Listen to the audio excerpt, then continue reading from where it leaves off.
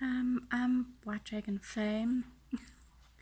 This is my first video, and it doesn't come naturally to me, but I'm crazy about tarot and I wanted to join the community.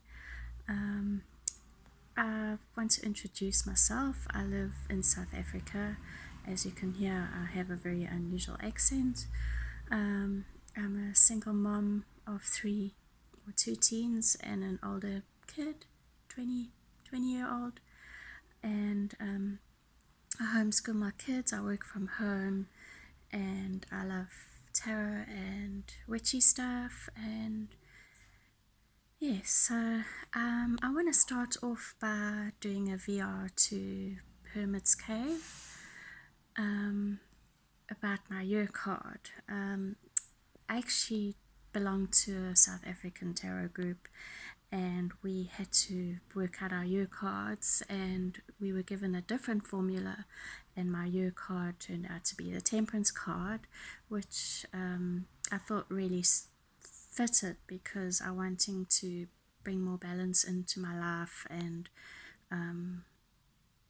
not overwork, spend too much time on social media, and spend more time doing stuff I love, like writing and exercising, looking after my health, which I have neglected a bit the last few years since I've been single and life has been hectic.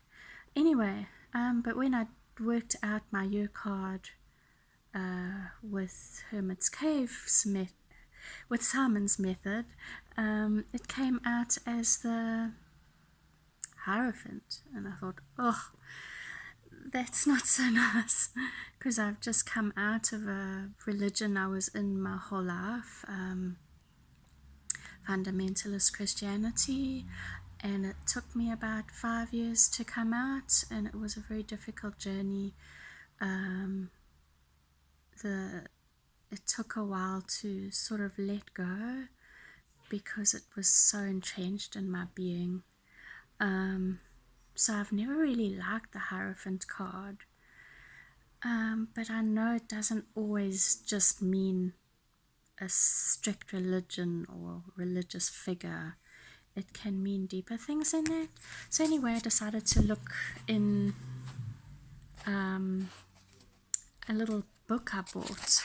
It was only about $2, called Working with the Tarot by Sarah Bartlett. And she goes into the Hierophant card a little bit, and I actually like what she says about it. So I'm going to read you some of the things. Okay, the word Hierophant is rooted in ancient Greek and means an expounder of sacred mysteries. As with most knowledge, we have to learn it from someone, whether a teacher, guru, spiritual teacher, or just through the University of Life. I think this also actually fits a little bit into the whole depthier thing, because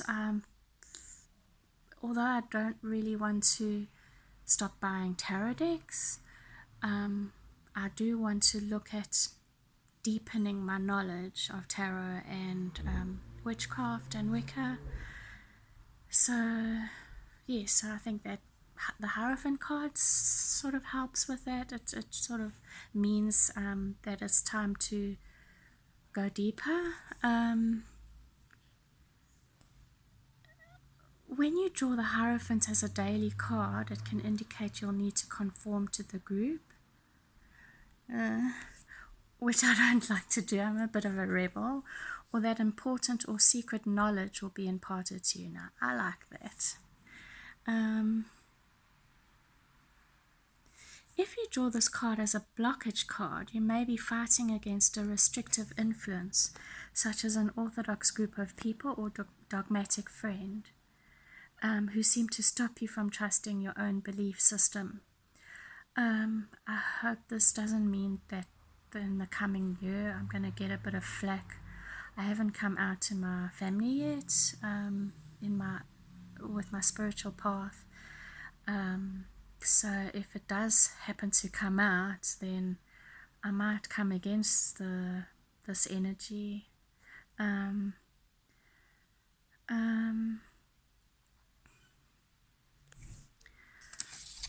Sorry. Okay, she gives a little meditation that you can go into with to access the Hierophant energy. And I really like this. I'm going to read it to you. Okay. The result is that you understand that the teacher lies within you, and you will feel like a guru. So we are our own teachers. We are our best teachers. So relax in a quiet place where you won't be disturbed, either sitting or lying down.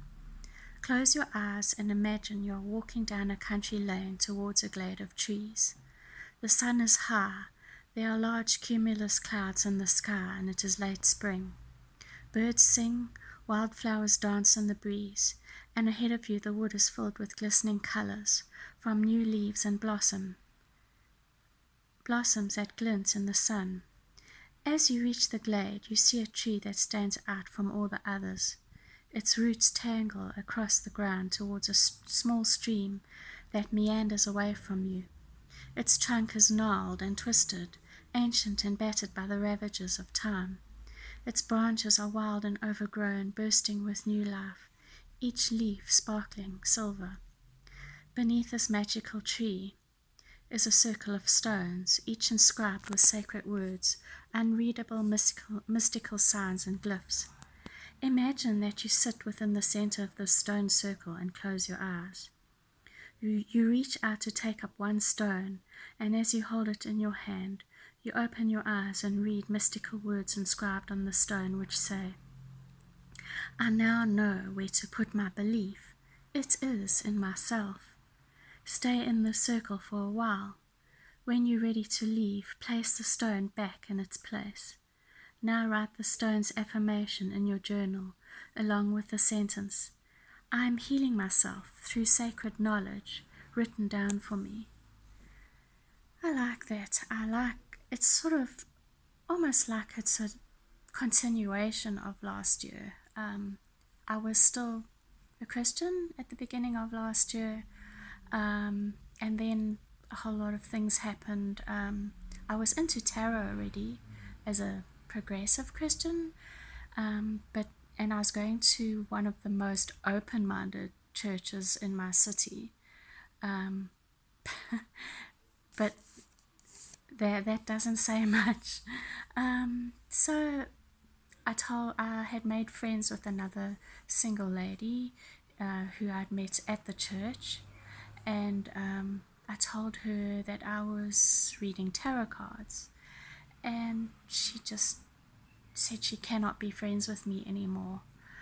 She asked me if I was a witch, and she said she was so hurt and upset with me. I think she was basically projecting her meanness onto me, because she really hurt me, and I was devastated because I just moved to the area and I knew no one and I was lonely, and she was the first person I gelled with, and then she just cut me off, refused to be friends with me. So at the time I was teaching Sunday school in this church, and I decided I'd better come clear, because word might spread that I'm into tarot, that I don't believe in hell anymore, that I do Reiki, that I'm into New Age stuff. So I spoke to the pastor's wife and I told her my beliefs, and then she said I need to tell another pastor in the church. So I sat down with him and I told him that I do Reiki and I read cards and I don't believe in hell and I support the LGBT people. So he said he didn't think I should teach Sunday school, but he would get back to me on it and talk to me the following week. And I never ever went back. I just couldn't face up to the toxic energy and the restrictive energy and the way they treat LGBT people. They don't allow them to be in ministry and to give out to others. So I left, and I was still sort of a Christian. And then I stumbled upon some Wicca stuff online, and it just, poof, I don't know, how can I explain it? It just meant everything to me. It made sense. It felt so right. So I bought Scott Cunningham books, and I started doing research, and I was just hungrily taking everything in. And then I dedicated myself to Wicca in the fall. In our area was around about maybe April or so. I can't remember the exact date. April, May.